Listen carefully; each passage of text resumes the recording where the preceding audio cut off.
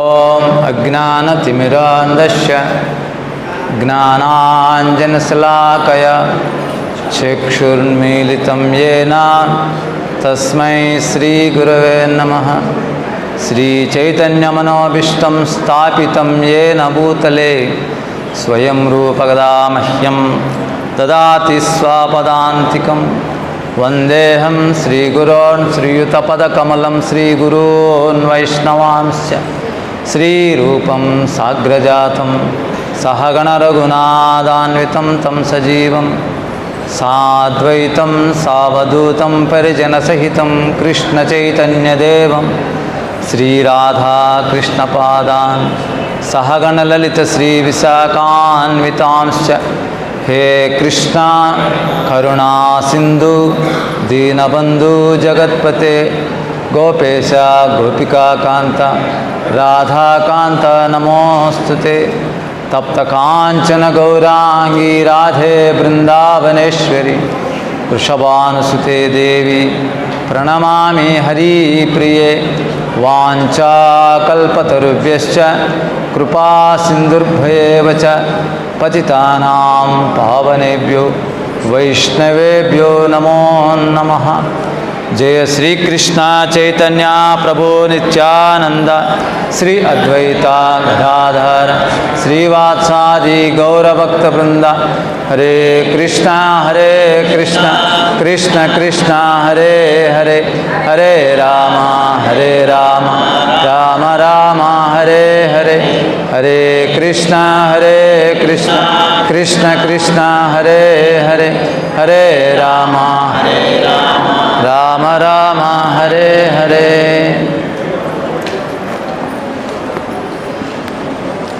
హరే కృష్ణ. ఈరోజు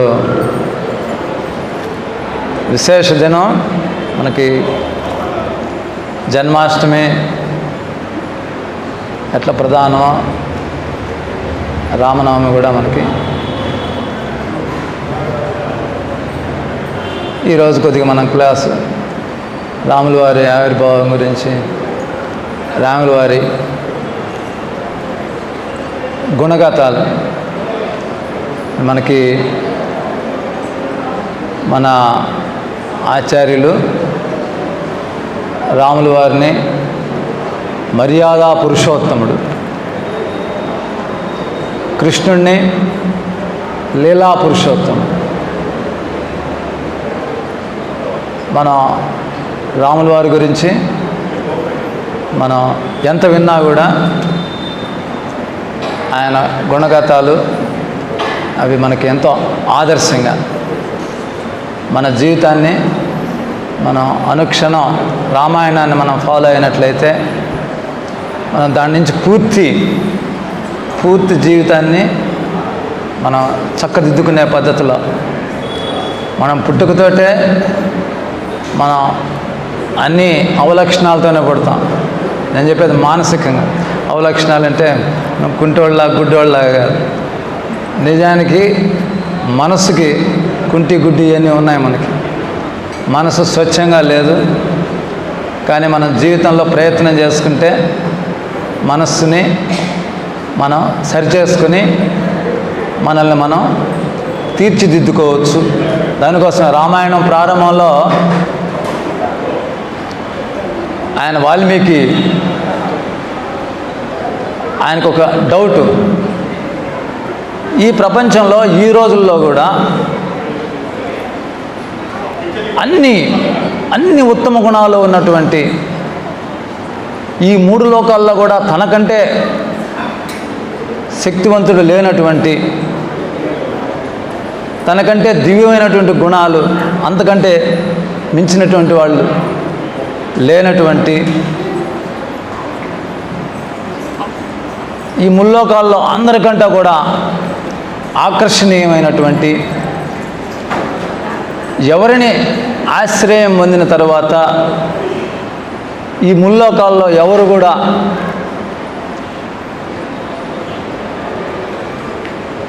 వాళ్ళకి ఏమీ చేయలేరు అనేటువంటి ఒక ధీరత్వం కలిగినటువంటి ఇన్ని దివ్య లక్షణాలు కలిగినటువంటి పురుషుడు ఎవరైనా ఉన్నారా? ఆయనకి ఆలోచన వచ్చింది, అసలు ఇన్ని లక్షణాలతో ఒక మనిషి ఎవరైనా ఉంటారా? అప్పుడు నారదుల వారు ఆయనకి సూచన ఇచ్చాడు.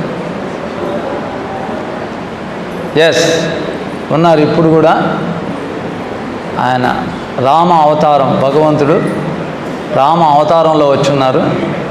ఆయనలో ఈ లక్షణాలన్నీ కూడా ఉన్నాయి.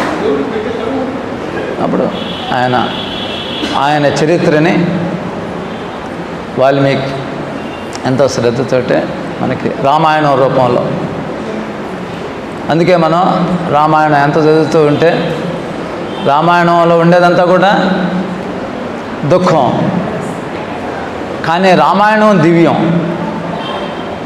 కాబట్టి మనం రామాయణాన్ని ఎంత వింటూ ఉంటే, ఎంత చదువుతూ ఉంటే మనకు దాంట్లో సుఖం దొరుకుతుంది, ఆనందం దొరుకుతుంది. ఈ భౌతిక ప్రపంచంలో దొరికేటువంటి తిండి సుఖము, ఈ ఇంద్రియ భోగాల సుఖం లాంటిది కాదు. మనకి ఆత్మ ఆనందం, అది భగవంతుడి సంబంధంలోనే మనకు దొరుకుతుంది. భగవంతుడి సంబంధం ఎప్పుడు దొరుకుతుంది మనకి? భగవంతుడి గురించి ఎంత వింటూ ఉంటే అంత భగవంతుడితో సంబంధం దొరుకుతుంది. సో రామాయణం మనకి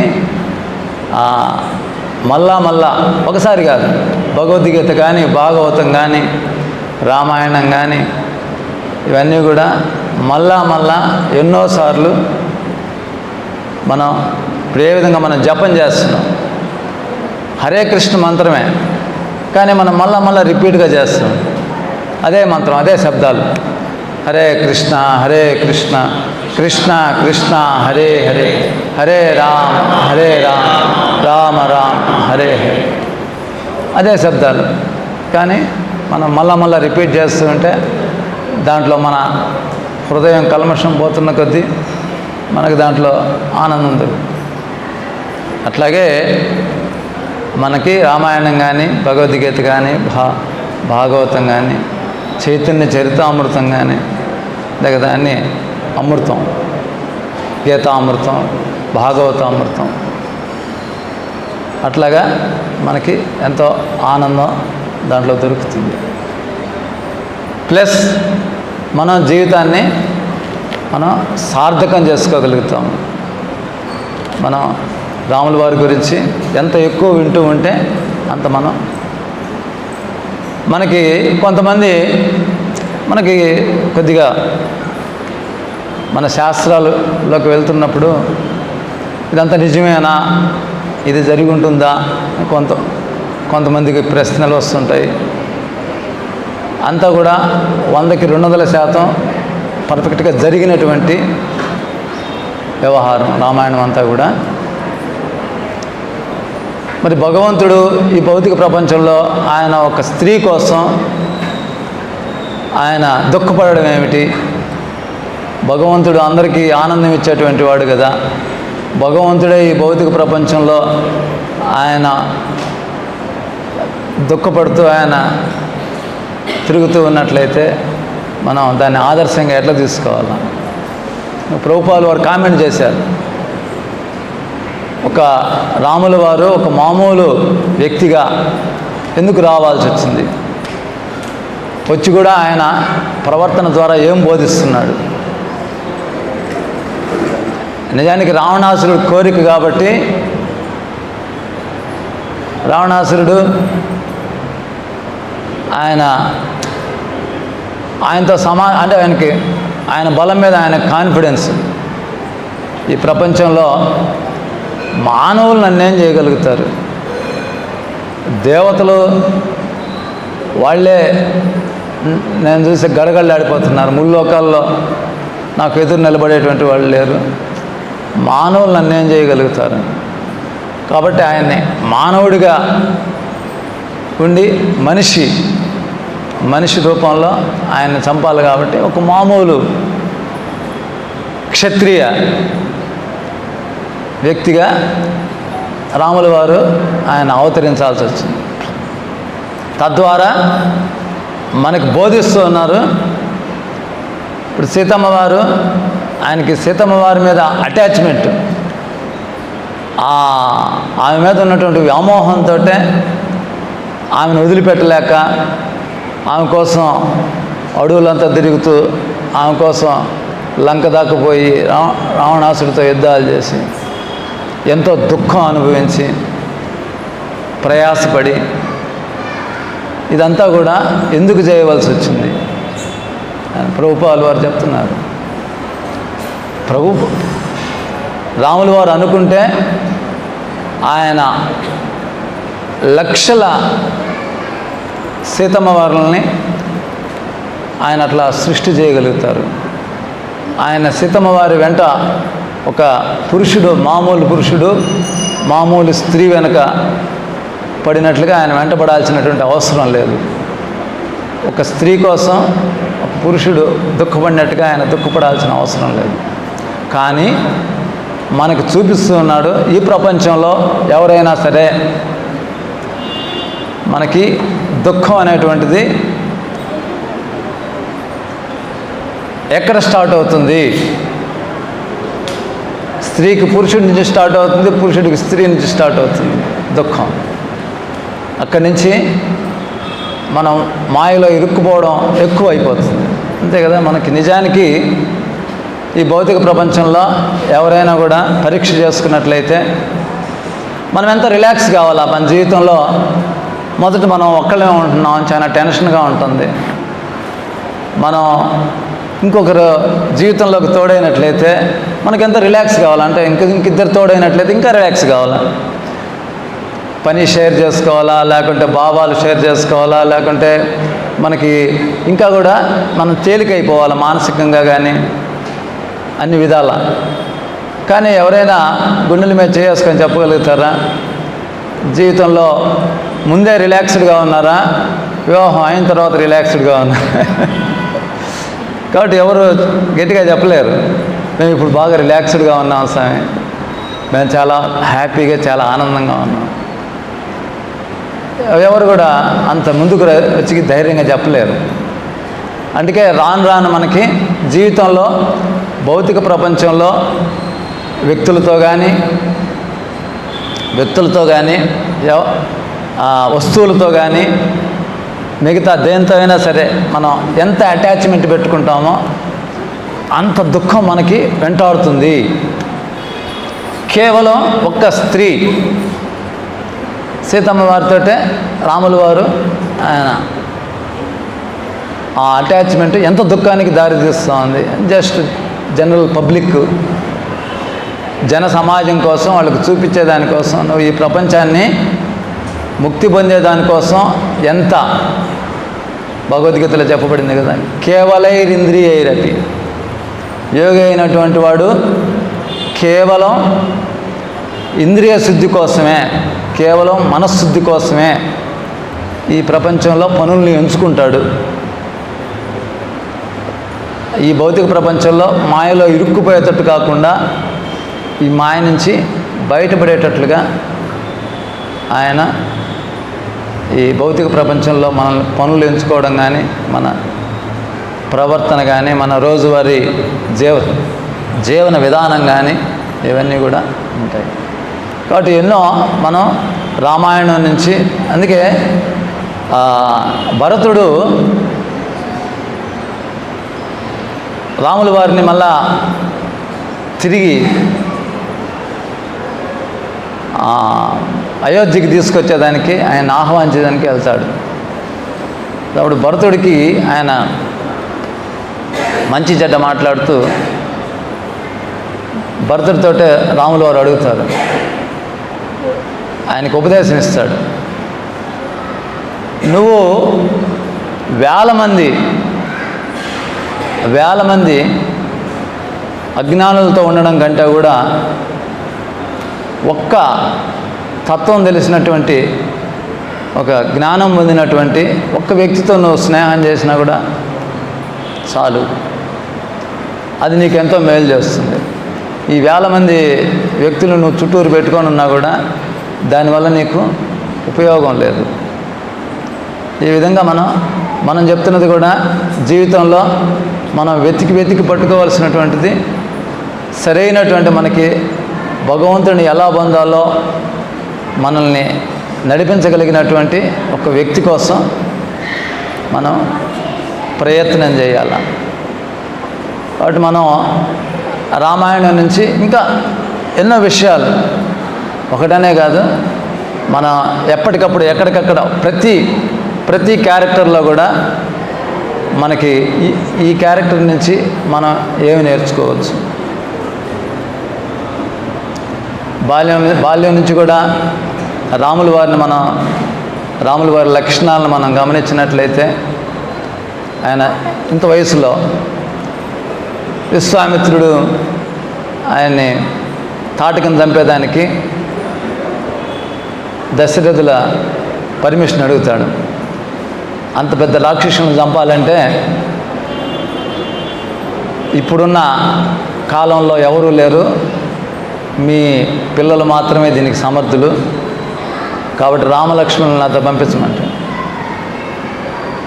ఆడుకునే వయసులో ఆయన విశ్వామిత్రుడు వెంట దాని నుంచి ఆ ఘట్టం నుంచి మనం ఎన్నో, దశరథుడు విశ్వామిత్రుడికి ఆయన తిరిగి ఏం చెప్పలేదు.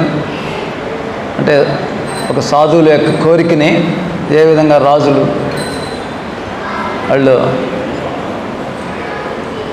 వాళ్ళ కోసం ఎంత త్యాగం చేసేదానికి తయారవుతారు. రాముల వారు కూడా ఆయన వయసుతో సంబంధం లేకుండా మనకు భగవంతుడు, ఆ రాముల వారి బాల్యంలోనే మనకు భగవంతుడు అని తెలుస్తుంది. ఏ విధంగా కృష్ణుడు మనకి పోతన్ని చంపుతాడు, ఆయన ఈ ప్రపంచంలోకి వచ్చి శక్తులు పొంది ఆ శక్తులతోటి రాక్షసులను చంపడం అట్లా జరగలేదు. భగవంతుడు మొదటి నుంచే భగవంతుడే. రాముల వారు కూడా మొదటి నుంచే భగవంతుడే, బాల్యం నుంచి భగవంతుడే. భగవంతుడు రూపాలు రెండు దిక్కులు చెప్తారు. భగవంతుడు మనం మ్యానుఫ్యాక్చర్ చేయలేము. మధ్యలో చాలామంది నేనే భగవంతుడిని చెప్పుకునే వాళ్ళు చాలామంది ఉంటారు కదా. అట్లా భగవంతుడు ఎప్పుడు కూడా మ్యానుఫ్యాక్చర్ కాడు. భగవంతుడు మొదటి నుంచి భగవంతుడే. ఆయన లక్షణాలు ముందుగానే మనకి తెలుస్తాయి. అంటే వాల్మీకి అడిగిన దానికి మనకి ఇవంతా కూడా వాల్మీకి ఆయన దివ్య దృష్టితోటే, బ్రహ్మ అనుగ్రహంతో ఒక పక్క రాముల వారి చరిత్ర జరుగుతోంది, ఈయన ఒక పక్కన రాసుకుంటూ పోతుంది. అంత ఎవ్రీథింగ్ ప్రతిదీ కూడా ఇప్పుడు పుడుతున్నటువంటి వాళ్ళకి డౌట్లు రావచ్చు, రామాయణం జరిగిందా జరగలేదా. కానీ మనకి భక్తులుగా మనకి ఏ విధమైనటువంటి సందేహం ఉండదు, అంతా కూడా పక్కగా జరుగుతూ ఉంది. వాళ్ళకి దివ్య దృష్టి ద్వారా వాళ్ళు అన్నీ చూడగలుగుతారు. రామాయణం కూడా రాముల వారి చరిత్ర వాల్మీకి చక్కగా ప్రతి ఘట్టాన్ని కూడా ఆయన వివరించారు. ఆ భగవంతుడి యొక్క గొప్పతనాన్ని ఆయన వర్ణిస్తూ సీతమ్మ వారి మిథిలలో ఆమె స్వయంవరం, ఈ విశ్వామిత్రుడు రాముల వారిని కూడా అక్కడికి, రామలక్ష్మణులను అక్కడికి తీసుకెళ్తాడు. అక్కడ శివధనస్సు యొక్క గొప్పతనం ఏమిటి,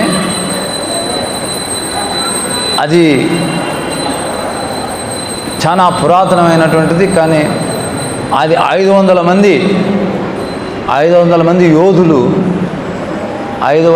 యోధులు వాళ్ళు దాన్ని ఎత్తాలన్నా కూడా వాళ్ళకి సాధ్యం కాదండి. దాన్ని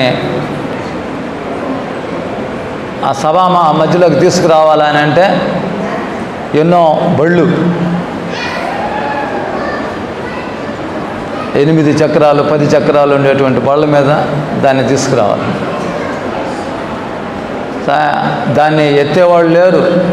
దేవతలందరూ, గంధర్వులు, ఇంకా సిద్ధులు, ఇంకా స్వర్గలోక వాసులు అందరూ కూడా ఎంతోమంది వచ్చి దాన్ని చూసి దాన్ని కదిలించలేక కూడా పోతున్నారు. దాని యొక్క మహిమ, దాని యొక్క ఇది అట్లాంటిది. ఇప్పుడు అదే రాముల వారు ఆయన కేవలం మామూలుగా ఏనుగు చెరుకు గడిని ఎట్లా పట్టుకుంటుంది, దానికి ఏమన్నా బరువా? ఆయన జస్ట్ ఒక్క చేతితోటే ఆయన దాన్ని పూర్తిగా ఆయన దానికి స్ట్రింగ్ని ఏర్పాటు చేశారు. అది భగవంతుడి యొక్క మనకి శౌర్యం, ఆయన యొక్క శక్తి, ఆయన యొక్క బలం. దాంట్లో నో కంపారిజన్ అన్నట్టు. భగవంతుడితోటే మనం ఇంక ఎవరిని కూడా కంపేర్ చేయలేము. అట్లాగే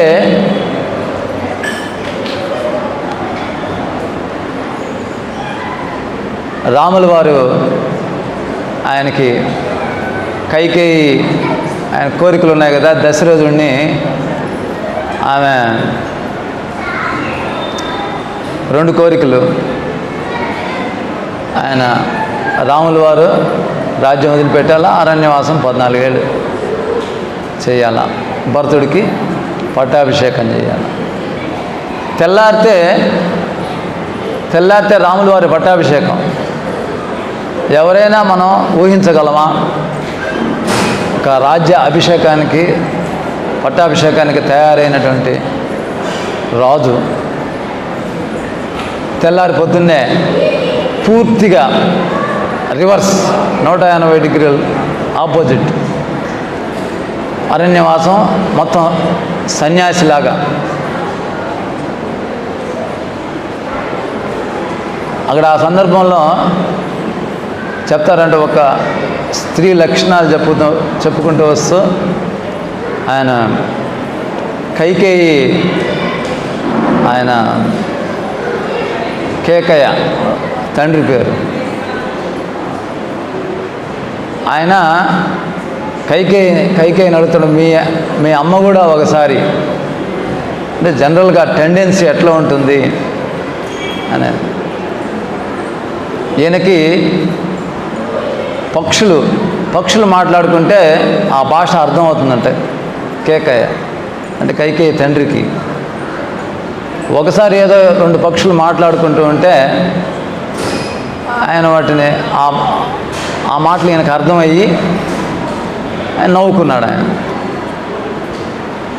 ఆయన భార్య అంత దూరం నుంచి గమనిస్తుంది. వెంటనే అడుగుతుంది, నువ్వెందుకు నవ్వావు? నన్ను చూసే నవ్వావు కదా, నా గురించే నువ్వు ఆలోచిస్తూ నవ్వావు కదా. లేదు పక్షుల భాష నాకు అర్థమవుతుంది అంటే ఆ 2 పక్షులు ఏం మాట్లాడుకున్నాయో నాకు చెప్పమంటుంది. చెప్పమంటే అది చెప్పకూడదు. అంటే ఆయనకి వరం ఇచ్చినప్పుడు దాంట్లో ఒక కండిషన్ కూడా ఉందన్నమాట. నువ్వు అర్థం చేసుకోవచ్చు, కానీ నువ్వు ఎవరికైనా చెప్పినట్లయితే నువ్వు చనిపోతావు. అట్లాంటి కండిషన్ ఉంది ఆయనకి. అందుకని ఆయన భార్యకి చెప్పాడు, నాకు అర్థమవుతుంది కానీ నేను దీన్ని బయటికి చెప్పకూడదు. బయటికి చెప్తే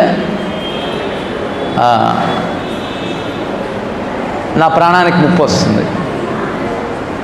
అప్పుడు తల్లి అప్పుడు అంటుందంట, నీ ప్రాణానికి ముప్పు వస్తే నాకేమీ ముందు నాకు ఏం చెప్పే, నువ్వు ఎందుకు నవ్వావో ముందు ఆ విషయం నాకు తెలవాల. అంటే ఒక టెండెన్సీ ఎవరికైనా ఆ ఇగో, ఆ అహంకారంలో మన హృదయంలో చోటు చేసుకుంటే మనకి ఇంకా అట్లాగే కోరిక, కామ, క్రోధ, తదా లోభ, తస్మాత్ ఏతత్రయం త్యజేత్, త్రివిధం నరకస్యేదం ద్వారం నాశనం ఆత్మనః. ఇక్కడ కూడా కైకి కోరికలు, లోభితనం, ఈర్ష్య, ద్వేషం. అంటే కొద్దిగా ఎట్లా నా పిల్లవాడే పోటీతనం, ఇవన్నీ కూడా మనల్ని దిగజార్చేటువంటివి. అంతకుముందు కైక, అంతకుముందు అందరికీ ఎంత గౌరవం ఉందో, కౌశల్య, అందరికీ కూడా ఎంత పబ్లిక్ ప్రజలు ఎంత గౌరవిస్తూ ఉన్నారో ఆమెను కూడా అంతే గౌరవిస్తున్నారు. అప్పటి వరకు పిల్లల మీద కూడా ఆమెకి ఎంతో ప్రేమ ఉంది. కానీ ఎప్పుడైతే మందన మాటలు వినిందో వెంటనే మనకి అసోసియేషన్ అనేటువంటిది ఎంత మనల్ని దిగజారుస్తుంది. మన జీవితంలో అన్నిటికంటే జాగ్రత్తగా ఉండవలసినటువంటిది మనం ఎటువంటి వ్యక్తులతోటే మనం సమయం ఇస్తున్నాము. ఈ భౌతిక ప్రపంచంలో మనం చాలా జాగ్రత్తగా మన సమయాన్ని కేవలం మనకు అటువంటి వ్యక్తులు దొరకకపోతే శుద్ధంగా మనం ఇట్లాంటి రామాయణం, భారతం, భగవద్గీత, భాగవతం ఇట్లా మనకి శాస్త్రాలతోటే, శాస్త్రచక్షు అంటల్లా శాస్త్రాలు మనం వింటూ ఉంటే, చదువుతూ ఉంటే మన దృష్టి మారిపోతుంది. ప్రపంచాన్ని మనం చూసేటువంటి విధానం మారిపోతుంది. ఎందుకంటే లోపల మార్పు వచ్చేస్తుంది, హృదయ శుద్ధి కలుగుతుంది. నిత్యం భాగవత సేవయా భగవతి ఉత్తమ శ్లోకే భక్తిర్భవతి నైష్టిక. ప్రతిరోజు మనం ఈ విధంగా భగవంతుడి గురించి వినడం ద్వారా మన హృదయం శుద్ధి అయిపోతుంది. ఎవరితో కలవాలా, ఎవరితో కూర్చోవాలా, ఎవరి మాటలు వినాలా. కానీ దురదృష్టవశాత్తు కైక మందరితో కలిసింది కాబట్టి బ్యాడ్ అసోసియేషన్ మనకి, దానివల్ల మన జీవితం రివర్స్ అయిపోయే అవకాశం ఉంది. అంతే కదా. అప్పటి వరకు ఆమె ఎంతో మంచి ఆమె, ఒక దెబ్బలో ఒక్క రోజులో పూర్తిగా మన హృదయం కల్మషభరితం అయిపోయేటట్టుగా తయారైంది. కానీ రాముల వారు, ఈ లక్ష్మణుడు, వీళ్ళందరూ కూడా చాలా అగ్రెసివ్గా తయారవుతారు. ఈమెకి ఎందుకు ఇట్లాంటి పాడు బుద్ధి పుట్టింది. కానీ రాముల వారు మాత్రం ఆయన ఎక్కడ పొన్నెత్తి మాట కూడా, ఆయన ఏమంటున్నాడు, ఈ భౌతిక ప్రపంచంలో ప్రతి వ్యక్తి 3 గుణాలకు లోనవుతూ ఉన్నాడు. అట్లాగే ఆమె కూడా 3 గుణాల వలయంలో ఆమెకు అటువంటి కోరిక కలిగింది. ఆమెను దూషిస్తే ఏమొస్తుంది. ఈ భౌతిక ప్రపంచం సృష్టి ఆ విధంగా ఉంది కాబట్టి ఎవరిని దూషించవలసినటువంటి అవసరం లేదు. కాబట్టి అంతా కూడా కాల ప్రభావంలో ఏది జరగాలో అది జరుగుతుంది. ఆయన మనకు ఒక యోగిలాగా సమ లోష్టాస్మ కాంచన, ఆ రోజు వరకు కాంచనాన్ని అనుభవిస్తుంది. ఎంతో రాముల వారికి ఏం తక్కువ. కానీ ఆయన మరుసటి రోజు నుంచే ఆయన అడవులకు వెళ్ళాల్సి వచ్చింది. కానీ రాముల వారి ముఖంలో ఏ విధమైనటువంటి ఒక సూదంతా కూడా మార్పు, ఏదో ఇంత రాజ్య అనుభవంలో నుంచి అంత భోగాలు, అంటే రాజుల జీవితం ఎట్లుంటుంది, వాళ్ళకి ఎన్నో అవకాశాలు, ఎన్నో అన్ని విలాసాలు. కానీ రాముడు ఆయన ఒక యోగిలాగా ఆయన అన్నిటినీ సరిసమానంగా, గులకరాయిని బంగారాన్ని సరిసమానంగా చూసినట్లుగా ఆయన రాజ్యాభిషేకము, అడవుల్లోకి వెళ్ళడం 2 సమానంగానే ఉన్నాయి. సో మనం కూడా అంత టాలరెన్స్ జీవితంలో, ఈరోజు సిచ్యువేషన్ ఏమిటి, రేపు సిచ్యువేషన్ ఏమిటి, ఎంత తాత్కాలికమో చూడండి. ఎవరు చెప్పగలుగుతారు. ఈరోజు సాయంత్రం వరకు మన కుటుంబం ఎంతో మనకు చాలా తోడుగా ఉంది. ఏమైనా జరగచ్చు, ఎట్లయినా జరగచ్చు. రేపు మనం ఒంటరి అయిపోవచ్చు. అంత దానికి కూడా అయినట్లయితే అప్పుడు మనం ఎప్పుడు సుఖంగా ఆనందంగా ఉండవచ్చు. ఎందుకంటే ఈ జీవితాన్ని సరిగ్గా అర్థం చేసుకున్నాం కాబట్టి ఈ జీవితంలో ఉండేటువంటి పరిస్థితులు అన్నీ కూడా చాలా తాత్కాలికము. ఇవన్నీ మనకు అర్థమవుతున్నాయి కదా రాముల వారి చరిత్రలో నుంచి. ఆయన ముందు రోజు పట్టాభిషేకానికి తయారవుతున్నాడు, మరుసటి రోజు అడవుల్లోకి వెళ్ళిపోయాడు. ఒక్కరోజు డిఫరెన్స్లో జీవితాల్లో ఎంత మార్పులు జరుగుతాయో మనకు పెద్ద. కాబట్టి ఈ కైక అటు కౌసల్యమ్మ సీతమ్మ వారికి చెబుతుంది, నేను ఇంకా అడవుల్లోకి వెళ్తారు కదా. ఈరోజు వరకు రాముల వారు చాలా ఎంత వైభవంలో ఉన్నారు. నువ్వు ఆయన ఒక రాజు భార్యవి, యువరాజు కాబోతున్నటువంటి యువరాజే కదా. కానీ రేపటి నుంచి ఆయన పూర్తిగా సన్యాసిలాగా నార్ చీరలు కట్టుకొని. కాబట్టి మామూలుగా ఒక స్త్రీ లక్షణం ఏ విధంగా ఉంటుంది, భర్త బాగా అప్పులెంట్లో ఉన్నప్పుడు, బాగా ఉన్నత స్థాయిలో ఉన్నప్పుడు అన్ని విధాలా సహకరిస్తుందండి. ఏమాత్రం భర్త డల్ అయినట్లయితే వెంటనే ఎడారి చేసేస్తుంది. నువ్వు అట్లా చేయబోకు, కొంతమంది స్త్రీలు ఈ విధంగా చేస్తూ ఉంటారు, నువ్వు పొరపాటును కూడా రాముల వారిని అట్లా చేయబోకు. దానికి సీతమ్మ వారు ఏం సమాధానం చేస్తుంది అంటే, ఆమె దృష్టిలో ఒక రాముల వారిని ఔన్నత్యంగా చూస్తూ ఆమె అంటుంది,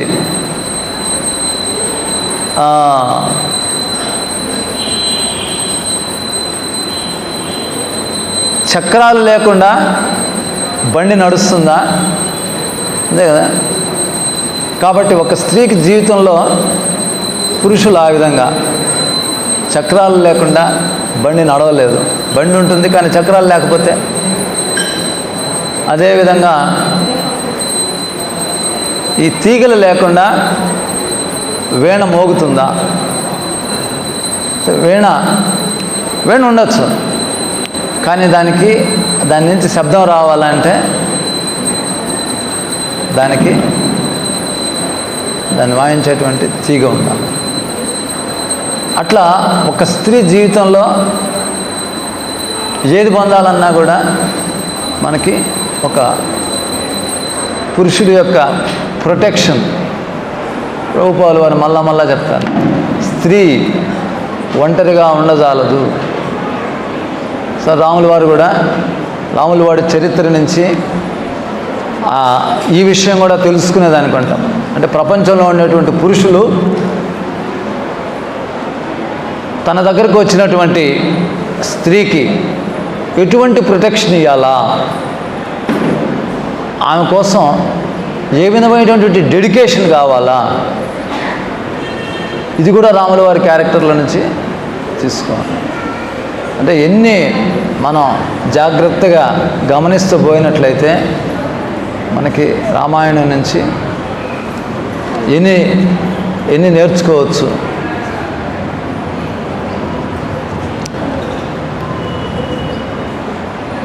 అట్లాగే మనకి సేవల గురించి మనం చెప్తాం కదా. భగవంతుడి సేవ, భక్తి, నిత్యం భాగవత సేవ అన్నం, భగవంతుడికి సేవ,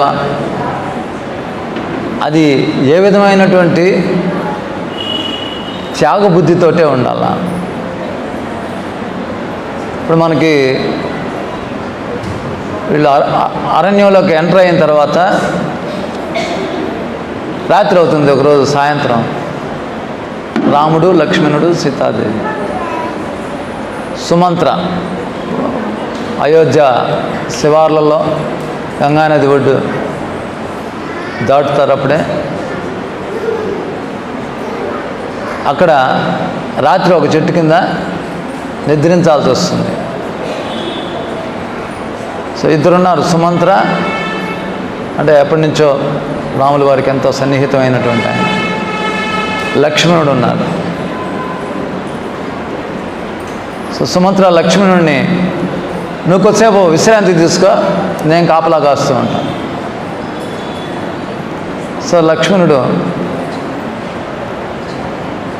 వాళ్ళిద్దరూ నిద్రపోవాలంటే నేను పూర్తిగా నిద్రని నేను త్యాగం చేసేస్తాను. లక్ష్మణుడు రాముల వారి కోసం పూర్తిగా ఆయన నిద్రను వదులుకునేదానికి తయారవుతుంది.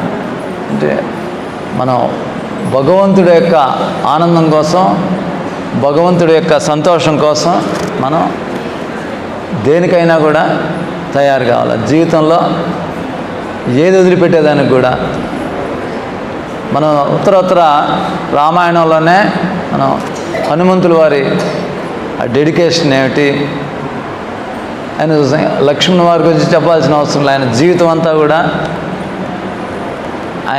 అంతా కూడా మనం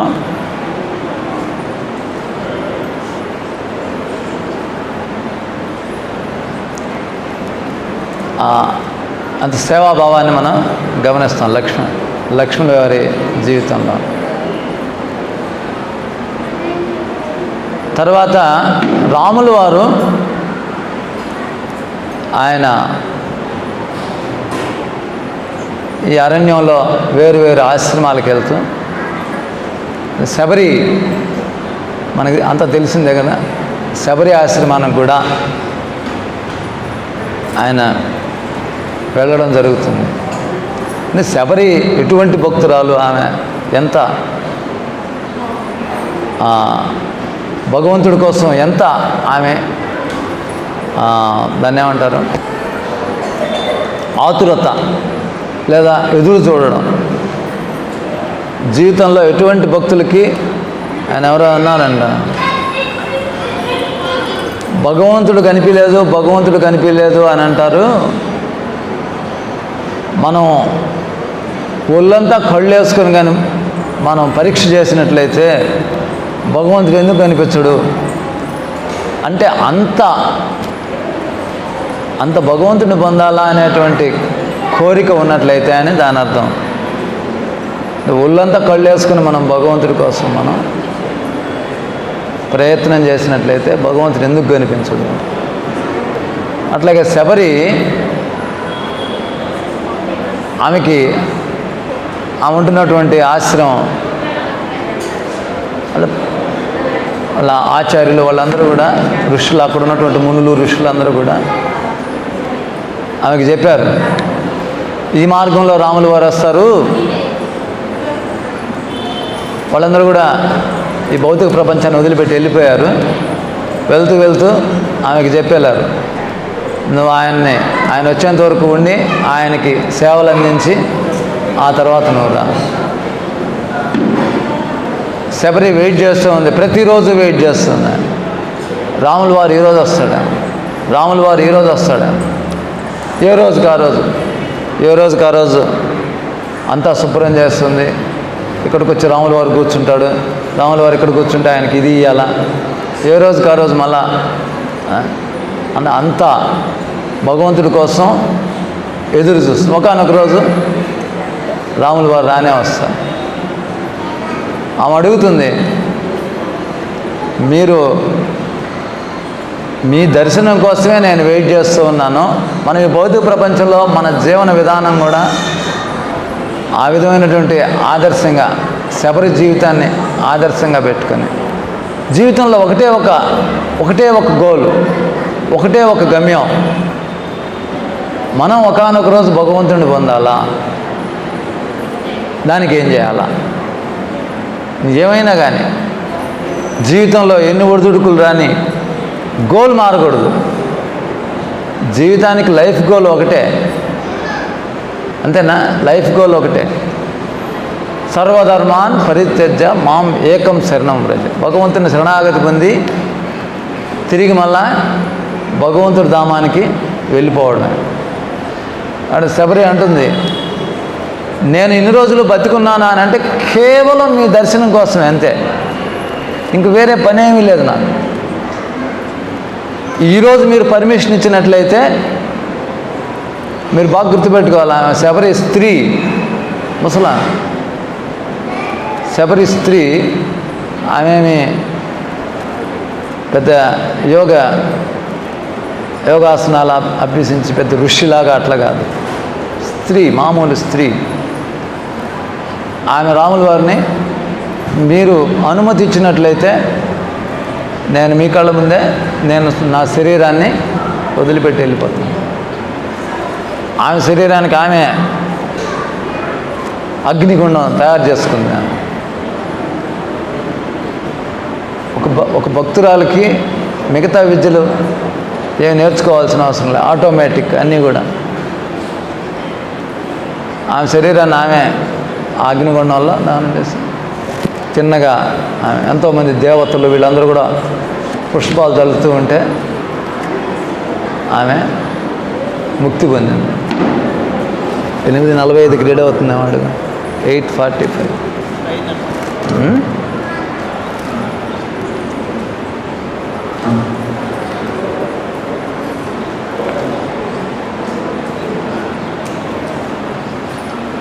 ఇట్లా మనకి రామాయణంలో అదొక పెద్ద పండగారం. 24,000 శ్లోకాలు. మనకు అసలు జీవితం సరిపోతుంది, జనాలకి ఇతర కాలక్షేపానికి సమయం దొరకదు. నిజంగా రామాయణము, మనకి భాగవతము, భగవద్గీత ఈ కానీ మన ఇంట్లో ఉంటే, ప్రభుపాలు వారు మహానుభావుడు, ఆయన ఎంత వివరణ, అసలు జీవితం సరిపోదు, సగం కూడా పూర్తి చేయలేము అనుకుంటా. అంత చదువుతూ ఉంటే వింటూ ఉంటే మనకి గంటలు ఎట్ట గడిచిపోతాయో తెలియదు. అంతా 1-2 ఇంకా మనకి 40 అయింది, ఇంకా ఒక 5 నిమిషాల్లో 1-2 చిన్న విషయాలు మనం చెప్పుకుంటాం. విభీషణుడు ఆయన రావణాసుడికి ఎంతో హితవు చెప్పాడు, కానీ రావణాసుడు వినలా. అంటే ఎప్పుడు కూడా మనకి హృదయం అహంకారంతో, ఈ క్రోధంతో, కామంతో నిండిపోతుందో బుర్ర పనిచేయదు, పాడైపోతుంది, బుద్ధి ఇదైపోతుంది. ఆ టైంలో నువ్వు ఎంత హితవు చెప్పినా కూడా నీ ఎక్కువ బ్లాక్ అయిపోయింది, మైండ్ బ్లాక్. సో ఇప్పుడు ఆయన పరిస్థితి కూడా అదే. భార్య చెప్పింది హితవు, విభీషణుడు చెప్పాడు హితవు, వినిందిలే. యుద్ధం. ఒక్క సీతమ్మను వదిలిపెట్టినట్లయితే రాజ్యం అంతా కూడా సుఖ సౌఖ్యాల్లో ఉంటుంది, రావణాసుడికి ప్రాణాలు దక్కుతాయి, అంతా మామూలుగానే జరిగిపోతుంది. కానీ రావణాసురుడు లోపల ఉన్న యుగో ఆయన వినేటట్టు చేయడంలే. మీరు ఎన్నైనా చెప్పండి, నేను యుద్ధానికి తయారు. విభీషణుడు అర్థం చేసుకున్నాడు, ఈ మూర్ఖుడికి చెప్పడం కంటే కూడా నేను శిబిరం మార్చేయడం మంచిది. సో రాముల వారి శిబిరానికి వెళ్ళిపోయాడు. కానీ రాముల వారికి వీళ్ళందరూ అంగదుడు, జాంబవంతుడు, సుగ్రీవుడు, వీళ్ళందరూ రాముల వారికి కొద్దిగా గుసగుసలు చెప్తున్నారు. ఆయన మన శత్రుస్థానం నుంచి వస్తున్నాడు, మనం అలో చేసినట్లయితే మనకి ప్రమాదంగా తయారవుతాడు, కాబట్టి 1కి 4 సార్లు ఆలోచించాలని ఒకళ్ళంటే, వద్దని ఒకళ్ళంటే, ఎందుకు వచ్చిన బాధ, మనం ఎందుకు ఛాన్స్ ఇవ్వాలా, మనం ఎందుకు రిస్క్ తీసుకోవడం ఎందుకు, అంతే కదా. శత్రువుని తీసుకొచ్చి మనం పక్కలో పెట్టుకుంటామా, అది చాలా రిస్క్ కదా. ఒక పక్కన యుద్ధం జరుగుతూ ఉంది, ఈ విభీషణుడు అందులో రాక్షస బ్యాక్గ్రౌండు, ఏ విధంగా అయినా సరే మనకి చెడుగా తయారు కావచ్చు. కాబట్టి అందరూ తలా ఒక సలహా ఇస్తున్నాడు. హనుమంతుడు కొద్దిగా ఈయన వాలకం చూస్తుంటే అంత శత్రుత్వ భావంతో వచ్చినట్టు లేడు, ఏదో అంత కలిసిపోయేటట్టు వచ్చినట్టున్నాడని. కానీ సుగ్రీవుడు మాత్రం సస్యంవీర అంటే సస్యంవీర అంటున్నాడు, వద్దు మన మధ్యలో వద్దు అతను, అది. కానీ రాముల వారు అంటున్నాడు. రాముల వారు అప్పుడు సుగ్రీవుడికి ఒక కథ చెప్తాడు. ఒక పక్షి, ఆడపక్షి, రెడీయా? 2 minutes నేను చెప్తాను, 2 నిమిషాలు, 8:45కి 5. ఒక ఆడపక్షి గూట్లో ఉంది ఒక చెట్టు మీద. ఒక వేటగాడు ఒక మగపక్షిని, దాని భర్తనే పట్టుకొని ఆ చెట్టు కిందకు వచ్చాడు.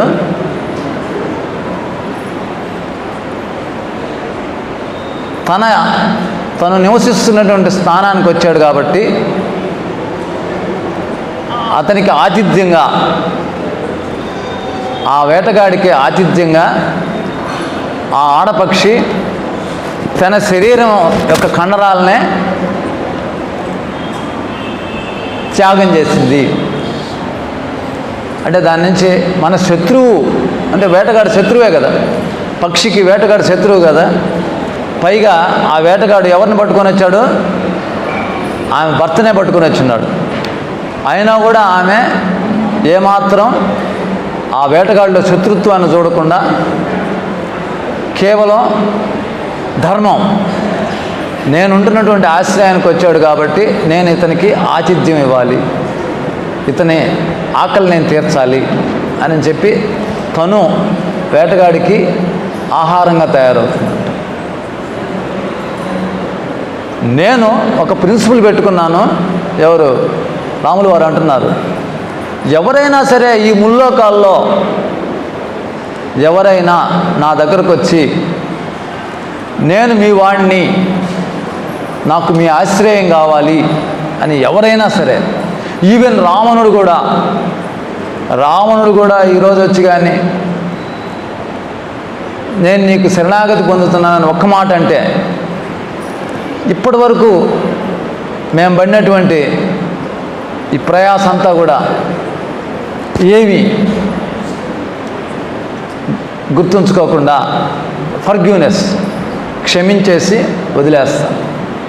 అట్లా వచ్చినట్లయితే ఇంకా అట్లాంటప్పుడు ఒక భక్తులుగా రాముల వారి గుణం, దయాగుణం, ఒక భక్తులుగా మనం భగవంతుడా నువ్వే నాకు దిక్కు అనేటువంటి భావంతో మనం భగవన్ నామాన్ని కానీ ఆశ్రయించినట్లయితే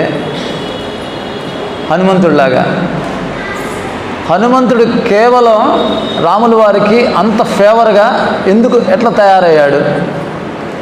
కేవలం ఆయన యొక్క సేవాభావం, రాముల వారి నామం మీద ఉన్నటువంటి నమ్మకం, రాముల వారి శరణాగతిలో ఉన్నటువంటి ఆ భావన, ఆయన యొక్క నమ్మకం అట్లాంటిది. ఎక్కడ కూడా ఆయనకి ఎక్కడైనా ఏదైనా ఒక చిన్న చుక్కంత అనుమానం ఉందంటే ఉండదు. 100% పూర్తి నమ్మకం. అటువంటి నమ్మకంతో మనం భగవంతుని ఆశ్రయించినట్లయితే మనకి ఇంకా భగవంతుడు ఎన్ని రెట్లు మనకి ఆయన రక్షణ ఇస్తాడు. ఆఫ్టర్ ఆల్ ఒక రావణాసురుడు లాంటి వాడికే ఒక్కసారి నేను నిన్ను శరణ పొందుతున్నాను అని అంటే ఆయన శరణాగతి, ఆయనకి రక్షణ ఇచ్చేదానికి తయారవుతున్నప్పుడు మనలాగా అమాయకంతో, వినయంతో మనకి భగవంతుని ఆశ్రయించినట్లయితే మనకి ఏ విధమైనటువంటి భగవంతుడి యొక్క రక్షణ మనకు దొరుకుతుంది మనం ఊహించగలమా? భగవంతుడి యొక్క అది అన్లిమిటెడ్ అంటారు. దయాసాగరుడు. సాగరుడు అంటే నువ్వు దయని ఒక కొలతలాగా ఏమి లేదు దానికి. సాగర్ సముద్రం లోతు నీకు ఎట్ట తెలుస్తుంది, సముద్రం ఆయం నీకు ఎట్ట తెలుస్తుంది? అన్లిమిటెడ్. భగవంతుడి దయ కూడా అన్లిమిటెడ్.